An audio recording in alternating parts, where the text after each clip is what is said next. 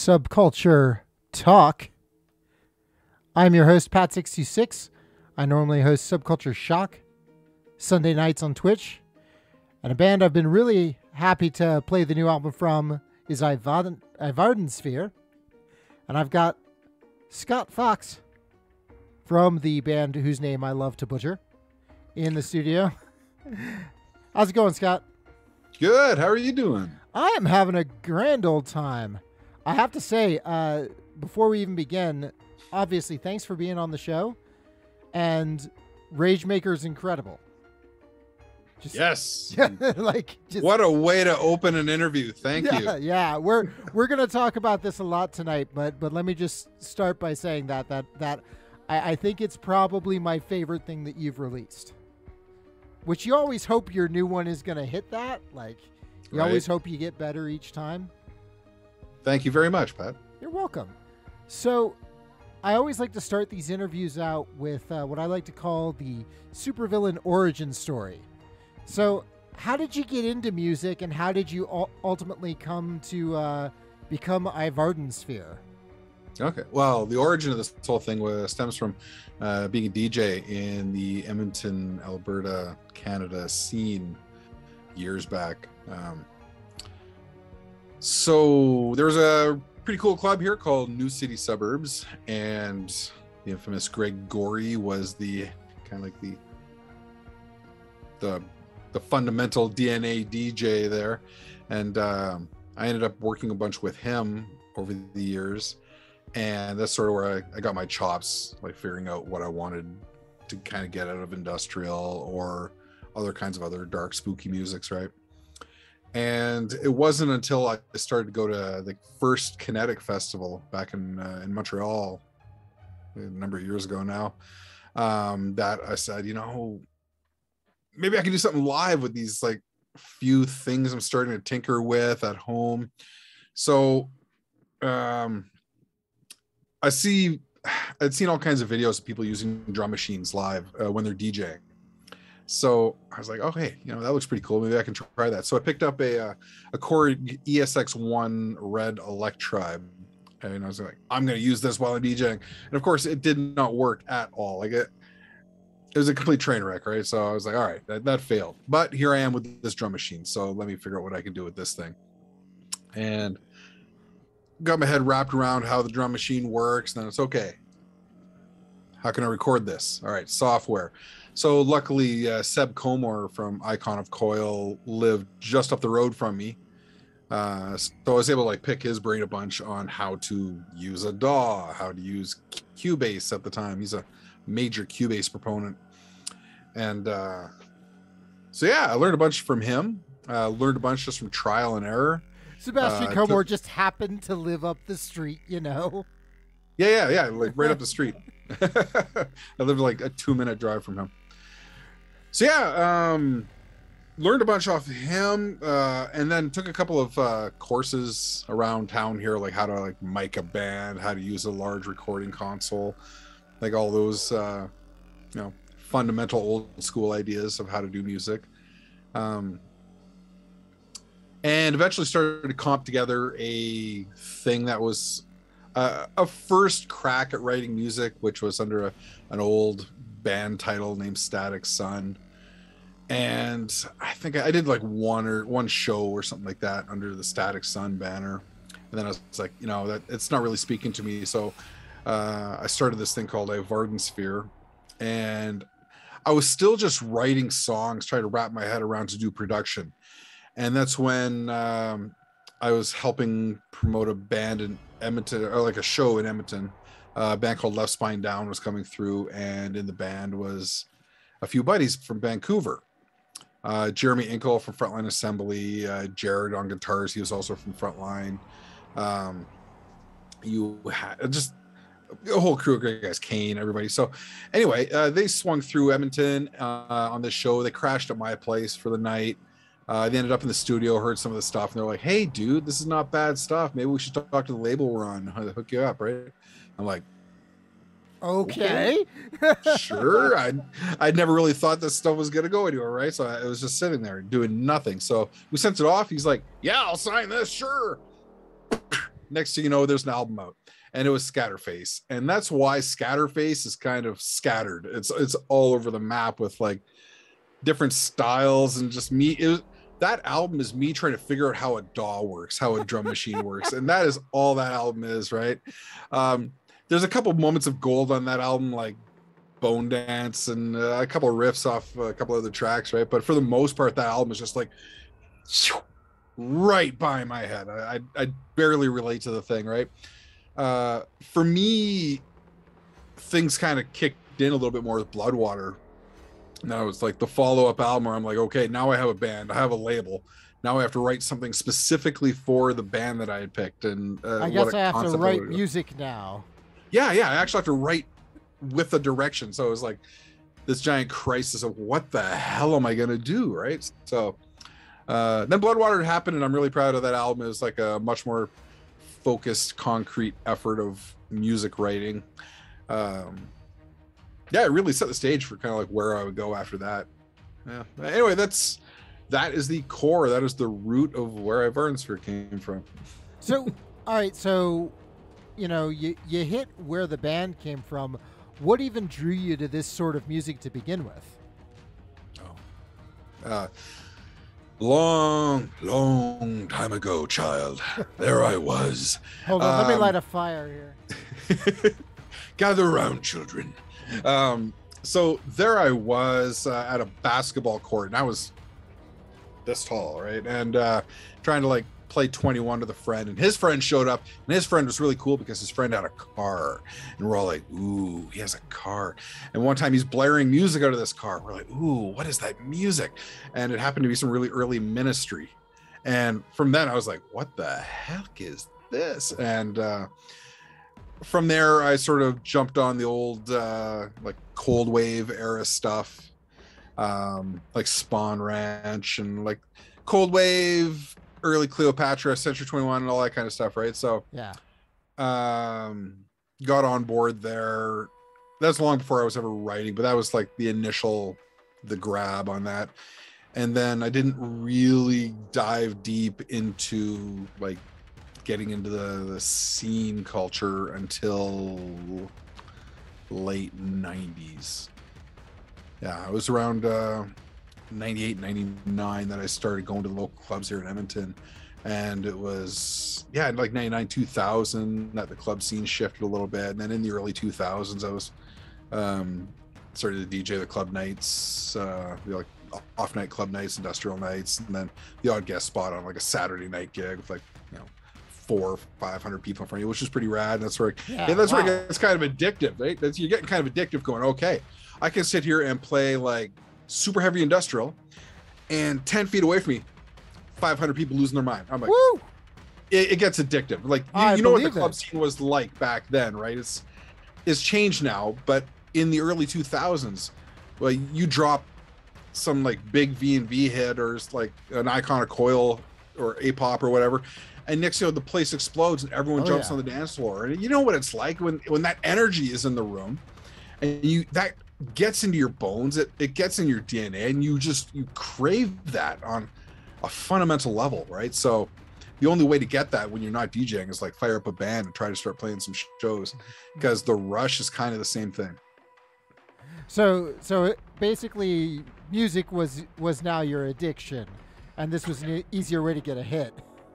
Yeah, all the time. You're also yet another person on this show that basically has the moment where they meet the cool kid and then later become him.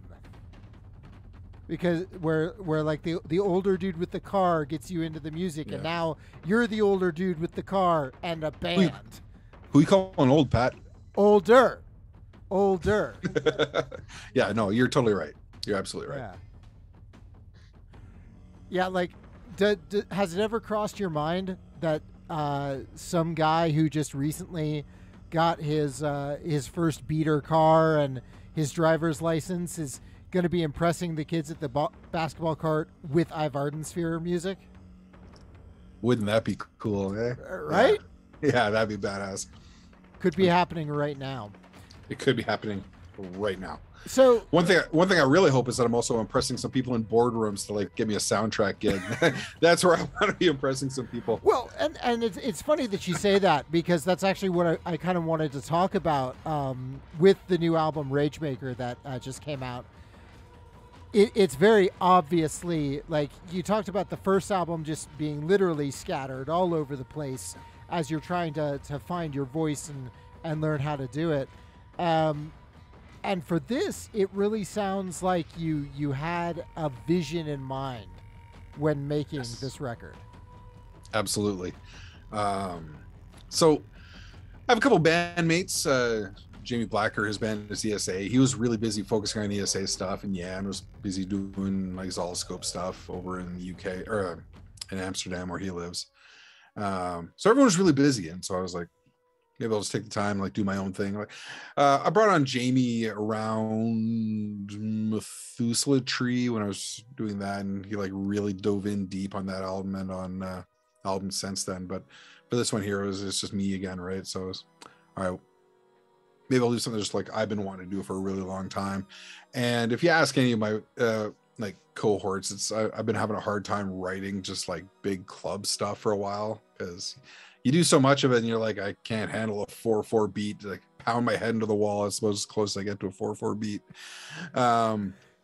So do you pound your head at 120 or 140? Like, that's funny. I used to have a shirt that's like killing you at 150 BPM, like killing myself at 150 BPM. So yeah. So for this year, it was a vision of, all right, I definitely want to do a specific thing.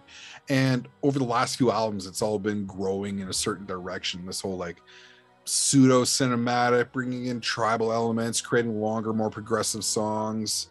So there was a decision point, like, that had to be crossed, and that was, do I do the same thing again? Right. And I feel like I had done the same thing for 3 albums. Right. And I needed a change. I didn't want to do the same album again. And I didn't want to end up in that trap where I just keep doing the same thing and getting the same result. So they call that insanity, supposedly.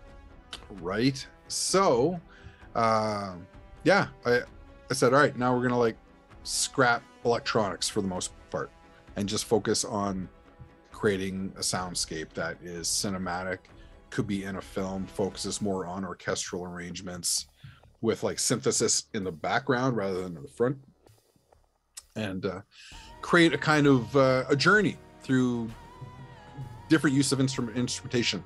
All those tribal drums that were part of the song, make them the song, right? The core of the song. They don't have to have like an electronic kick drum underneath it to be cool, right? So that was the inception of that.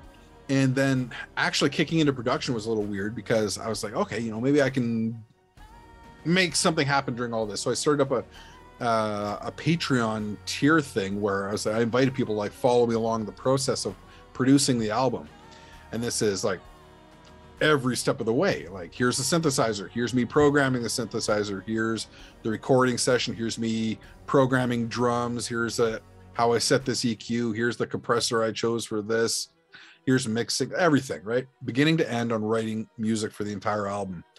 And when you are doing that in a situation where people are going to be critiquing, people are going to be following what you're doing in near real time, you find yourself making decisions in a very different way. Like you can't sit there and tweak on a little MIDI line, right? Or gee, is the tone of that bass line exactly what I want, right? You have to think efficiently. You have to think, I'm going to make that choice. Now onto this, we're onto this. Because people are watching. Yeah. Is that because, you're afraid of like losing interest? Oh yeah, absolutely. Okay. Right. You want to keep people engaged. And that in itself became an interesting, like, it was a challenge, but forcing ideas and forcing you to kind of commit to them early. Like, you had an idea, you punch the idea down, you commit to it, and you move on to the next thing. So I found I was writing really efficiently, right? So I was writing just a lot of material in a short amount of time. It sounds like that would at least feel like confidence, if not actually be confidence too, because you'd at least have to fake it till you make it. Like, okay, this decision I made is right. We're moving on. Precisely. Exactly. You didn't have time to doubt yourself. Totally. And if you did it on a later thing. You're like, I'm going to scrap this whole thing, move on, punch out another one. Right. But you didn't take the time to stare at the minutia of what's in front of you. Right. Which is a notorious pitfall of some people doing producing. Like they'll sit there in front of their synthesizer trying to finesse a sound into place for 4 hours. Right. And I'm guilty. I've done that. Everybody's done that. But when you're doing it with an audience, you can't do that. So, so anyway, when you fuck up live, you can't draw attention to that fuck up. You have to just keep going. No. That's where it's a little different. I love fucking up live. So when I'm doing that, yeah. Okay, I'll get to that in a sec. We'll touch back on live in a sec. Right? Okay. So doing the album, it was all done, bam, kind of out like that, and working really efficiently. So songs like the Shattering Queen off the album. I wrote that as like 2 different project files, but each of those projects was done in like 2 sessions. So the song went from nothing to having like its constituent parts all put together in like a couple of days of writing. And that's pretty efficient, I think, for like the complexity going on. Has that ever happened to you before? Not that complex that quickly, right? So a song like that previously might have taken me 3 weeks to sort of massage into place. And here I am. A little different. Yeah. So here I am punching it out in a couple of days, which left me a lot of time really to finesse the details after. I'm not saying the song was done by any stretch, right? Right. But you get like the structure, the skeleton of everything put together and a lot of the core grooves. And once you got that down, it's all finessing it into a workable thing, something you can be proud of, right? But yeah, back to the live thing. So there's 2 different kinds of shows iVardensphere does, and one is like the big tribal show with the drums, and sometimes Jamie's singing on it. And when you have that kind of show, you can't do a whole lot of really crazy improv on a song because you have a lot of drummers. Like I work with 2, sometimes 6 drummers on stage, and they all have to have like an idea of where the song's going to go. You can't just steer it. I used to play live with drummers and like kind of remixing the song on the fly, and it led to train wreck after train wreck. So I learned not to do that. But when I'm doing something called iVardensphere Singularity, that is just me with electronics.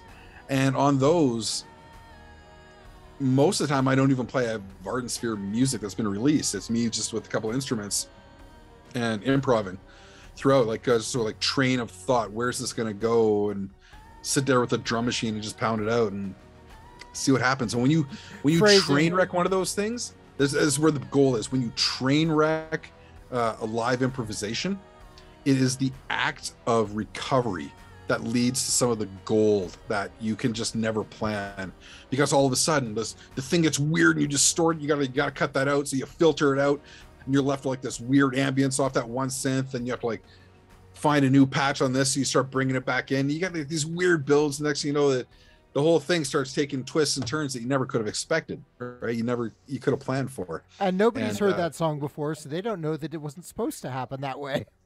Right, exactly. Yeah, so yeah, it's a lot of fun, and people like dig it because, if they do catch there's a fuck up, that's a good thing, because real bands have fuck ups. Yeah. So many times you can watch an electronic musician on stage and like you don't know what they're doing. They could be like playing a CD and sort of tapping pads next, so you don't know, right? So when actually someone sees you fuck up, it is this moment of, holy shit, there's actually something going on up there. And I can tell that he's doing this live because he messed up. Yeah. Sometimes when I'm playing live for Singularity sets, I'll play on the floor where the people are, and I'll have my gear down so they can stand there and literally like just stare at you while you're doing it. Because the philosophy on that real quick, if I don't mind me train of thought on you on this. Dude, this is your show. Go to town. When you go to a rock show or like a metal gig, like you look up, you see the drummer, ba, ba, ba, ba, ba, ba, ba. You hear the drums, you see the drums, you see the guitarist, da, da, da, da.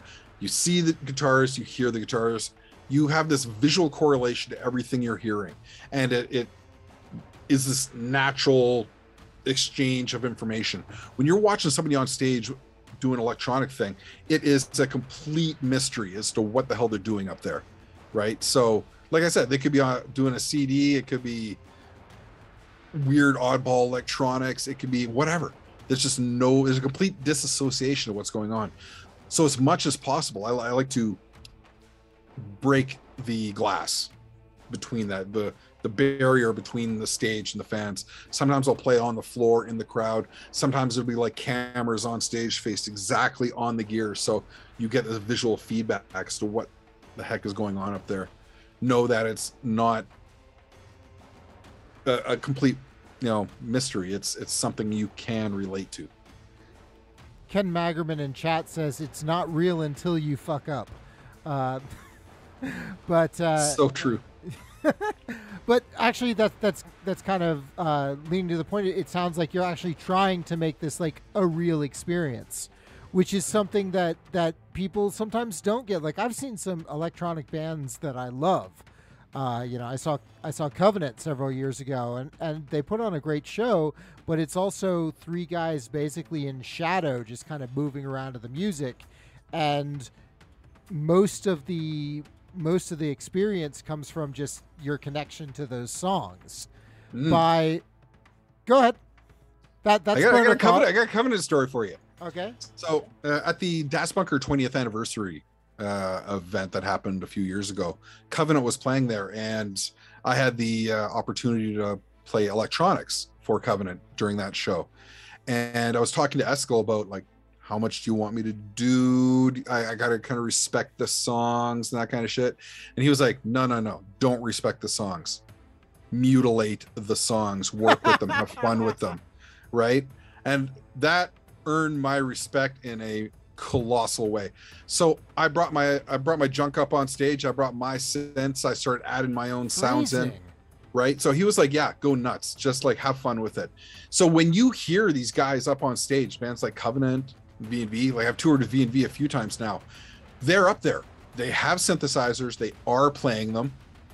And it is a testament to the performance, to the sound engineer, that it sounds like it's off of an album. Yeah. Because they're playing it. I bear witness to that many times and now. I definitely don't doubt that, but I guess what I'm saying is the advantage of you being down on the floor with everybody is that they really get I like the idea that you had of breaking the glass. Where some electronic bands try to go behind the curtain, you're throwing the curtain open wide and being like, no, this is what's happening, be a part of this.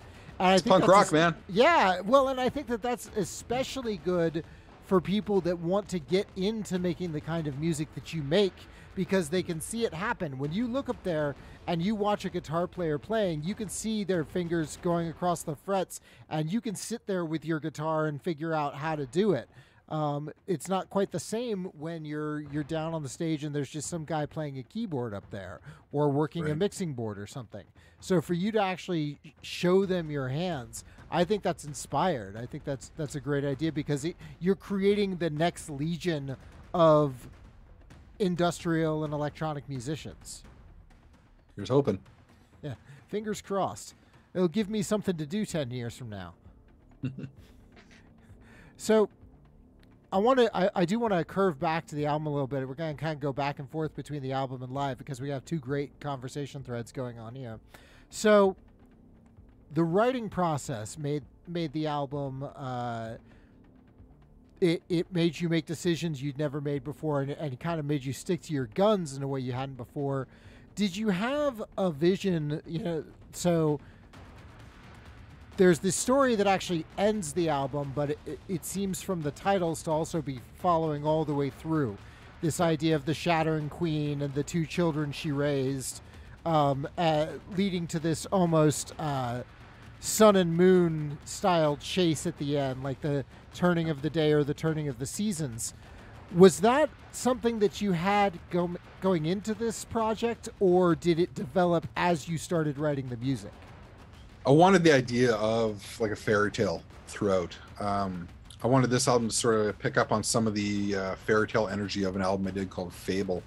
And that whole album was all about like forgotten things, legends, days gone by, fairies and fairy tales, and urban legend, that kind of thing, right? So I wanted this album to be sort of like a sequel or maybe a precursor to that whole vibe.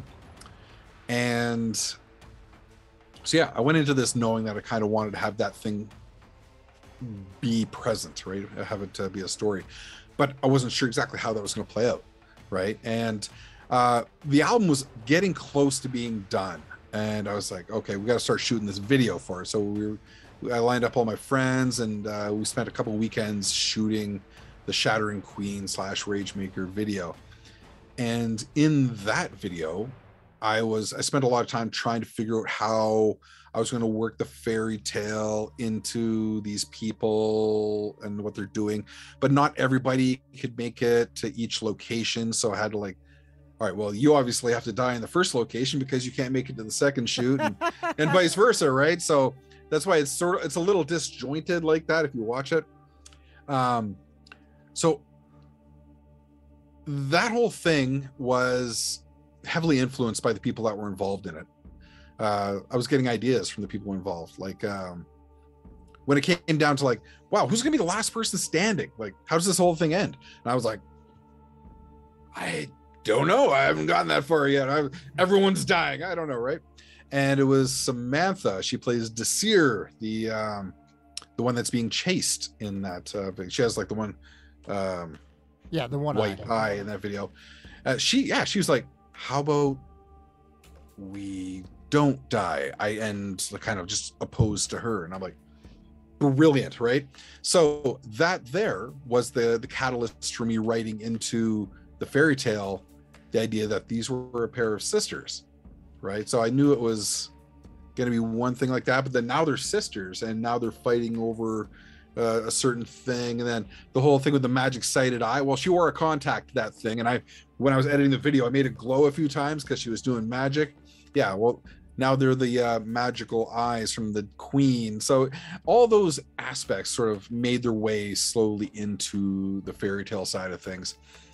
And yeah, some of the song titles are in there as part of the fairy tale, but not just from that album. There's song titles from old albums in there as well, like The Tale of Two Wolves, The Hunter and the Woodsman and the Serpent.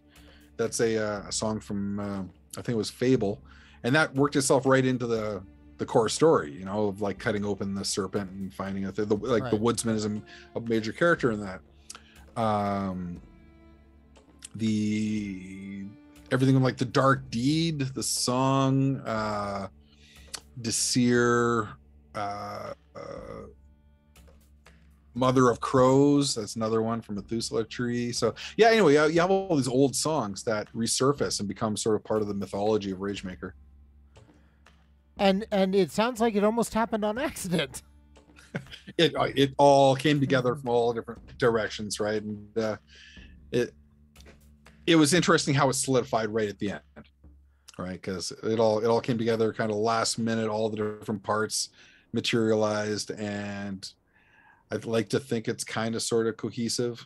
No, it is, and that's actually why I'm kind of surprised that some of it, actually a good portion of the mythology aspect of it didn't really congeal until the very end, because it sounds like thematic, like at least musically, the themes seem fairly consistent all the way through. So was there a part then while you were doing this and you were like, yeah, I want this to be like a soundtrack, I want this to be a story, but I don't know what the hell I'm doing? Did that happen at any point where you're like, I don't know what this is actually about? No, like any story, you start with an idea and you build on it, right? So there's a couple of ideas, and as it went on, I built on it. There were a couple points where I didn't know how to resolve things, and that's when the other people were giving ideas, and I'm like, that works great. So we include that kind of thing, right? But at no point it was like scratching my head being it's a complete mystery, right? There were a couple of like real surprises on the album that took me by surprise, and that was that whole part where I didn't want to write anything that was like club music, big bass. I thought the album was done. I was done with the album. I'm like, okay, what am I going to do? And I had this idea for a club tune. And I was like, maybe I'll write this for something else, right? So I get in there and I write this track, and it's got a heavy bass line. I'm like, all right, it's a groovy tune. Yeah. Fuck it. Let's put it on the album. And that's where Orcus came from. So Orcus was never meant to be on that album. It's a complete departure from everything that's on that album. It's like the one and only big bass, thumpy kick club tune, right? Yeah. So anyway, that's how that song got to be on there. It was like the last thing I wrote for that album. And it went on because I was like, okay, well, some people are going to want to listen to an iVardensphere song and hear a groove like that. So all right, you all can have a little 4/4 kick drum as a treat. There you go. Thanks for buying the album. So you also have a track. Alex Reed of Seeming does vocals on a track now. Did he contribute the lyrics to that, or was that of your own design? No, he contributed the lyrics. Interesting story to that one. So the other people doing vocals in there, they were all given a certain instruction, and that was no lyrics, right? So you had Brittany Bindrum, you had Andy Dean, and everyone that like did vocals was like, don't do lyrics. I wanted to leave it sort of an open palette, really open to interpretation. Lyrics can really define something in a way that perhaps in some way limits where the listener's imagination can just kind of go with it, right? And when I gave the song to Alex, I completely forgot to tell him no lyrics, right? Which that's the one person that, you know, he's already got like 5,000 sheets of lyrics just waiting for the opportunity. So right. So I get the song back, and right away, like the first word drops, I'm like, oh fuck, did I not tell him? And then I listened to the whole thing a couple times, and I'm like, I'm really happy I didn't say anything because he nailed it. And it wasn't just him. It was a girl he brought on board to do the backing vocals. Her name is Cossette. I'm trying to remember her last name. Cossette. I don't have it on my brain right now, but Cossette did all like the high backing melodies behind his voice. Yeah. Anyway, he absolutely killed it. And I changed a few little things in the music based on his vocal arrangements and everything. And in the end, it worked out really good. Nice. I was really happy with that song. Yeah, that's actually the one that I ended up choosing for the single on Subculture Shock, which anybody who knows me wasn't terribly surprised because I also like Alex Reed's music, but he's great. Yeah. So kind of going back to talk about the live stuff now, rumor has it you've got a tour coming up. Yes. It's a mini tour. There's a couple different locations for it. There's a US one, which is kicking off at Mechanicus Festival in Seattle.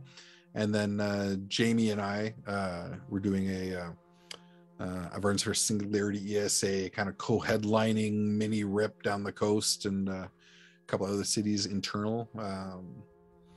And it's just gonna be like two dudes hitting the road, like minimal logistics, one man acts, and a whole lot of noise. And sort of keep the logistics really down, keep the costs down. We're coming out of a pandemic. Promoters are a little skittish with like offering up guarantees. So it's like, okay, let's just try to kickstart this back in and see where it goes. So yeah, that's gonna be a lot of fun. I'm really looking forward to that. I miss Jamie quite a bit, so it'll be good to like actually sit in a car and like scream at each other a little bit. And then there's a few shows coming up overseas. There's a show in Belgium that's a full band show, and then there's 3 Singularity shows through the UK, London, Bristol, and Leeds, I think. And then it's off to Wave Gothic Treffen with my other band, This Mornomina. Got a couple things going there as well. So you know what? So this points out to me how little I pay attention to band members. I did not actually know you were in This Mornomina. Yeah.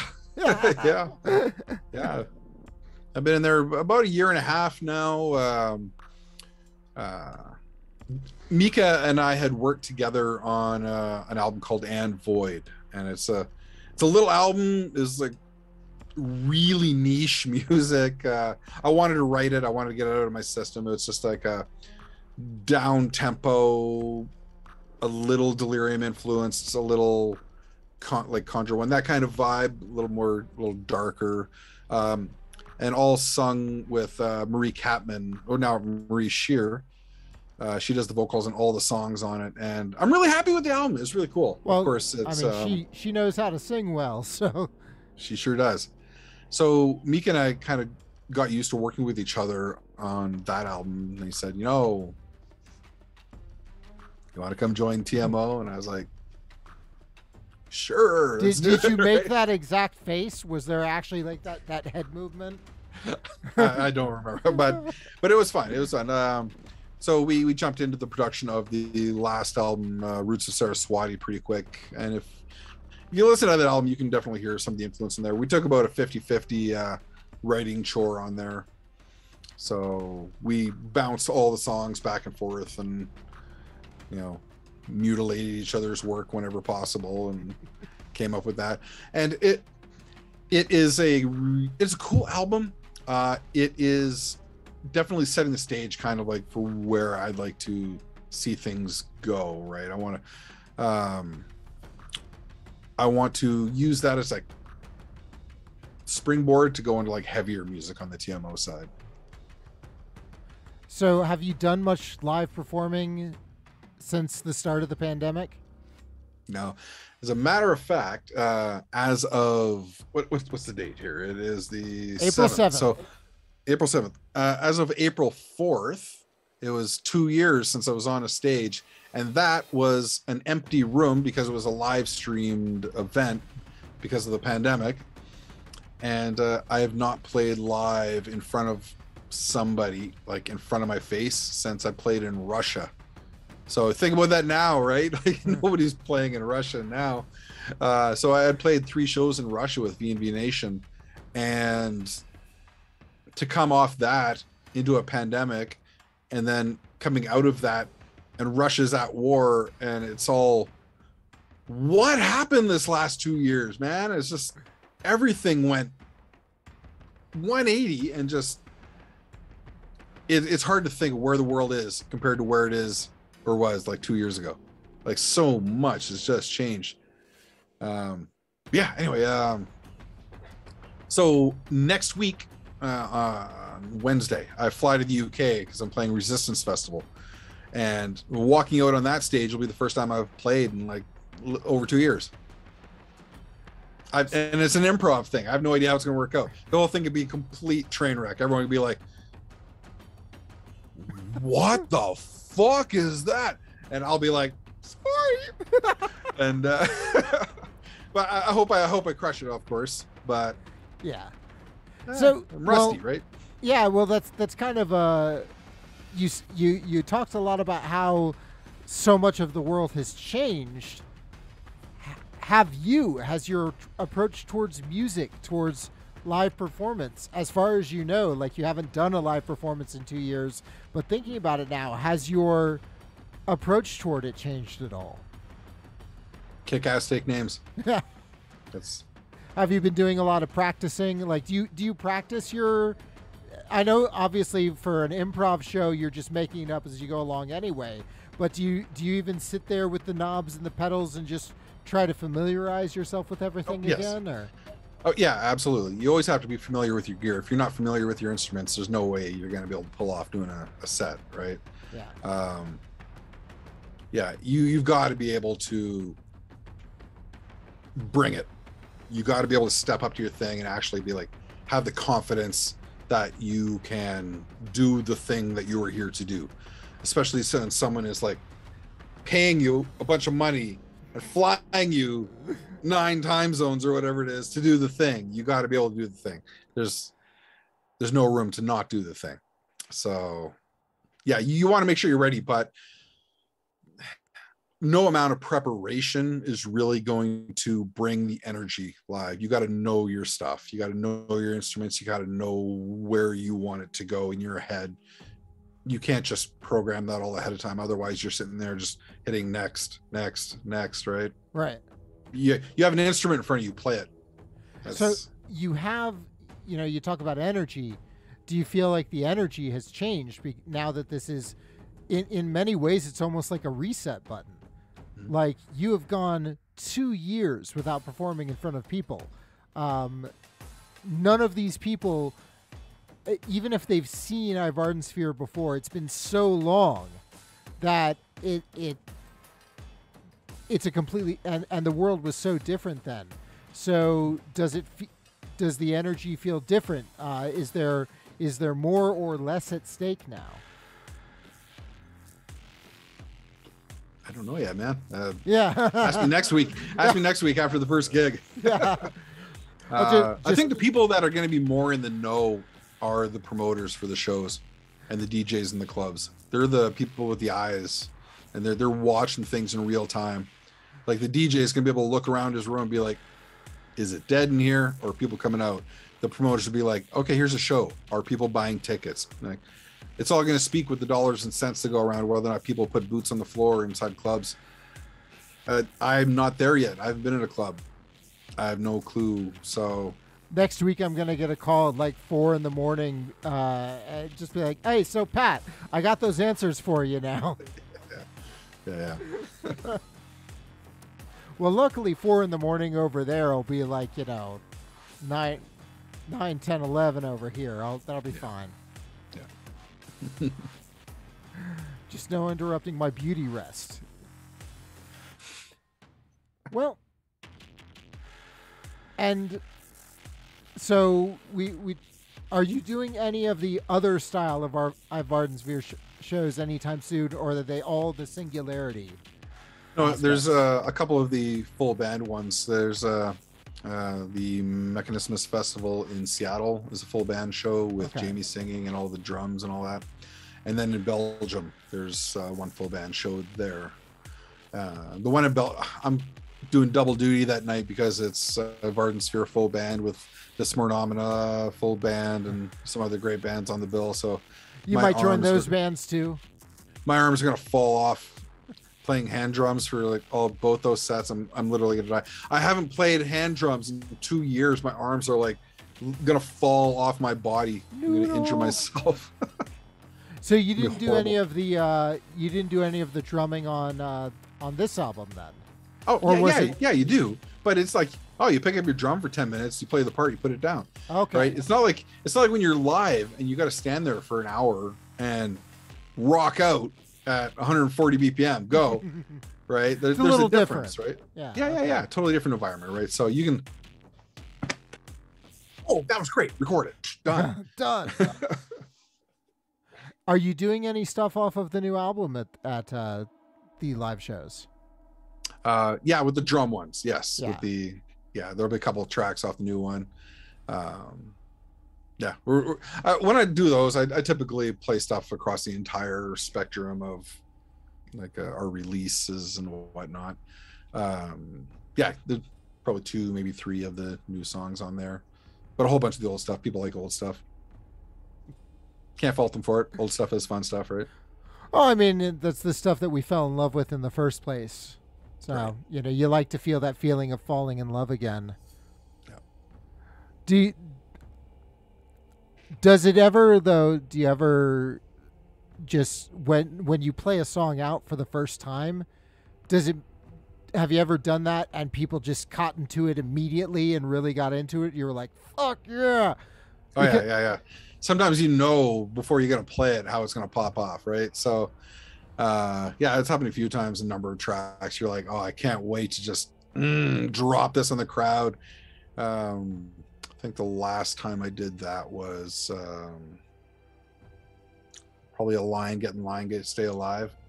And that was off of the album Hesitation.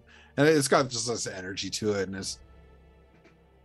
And sure enough, Jamie's up there singing it. I'm pounding. We're all kind of on the stage, jumping up and down, and the whole crowd in front of us just like.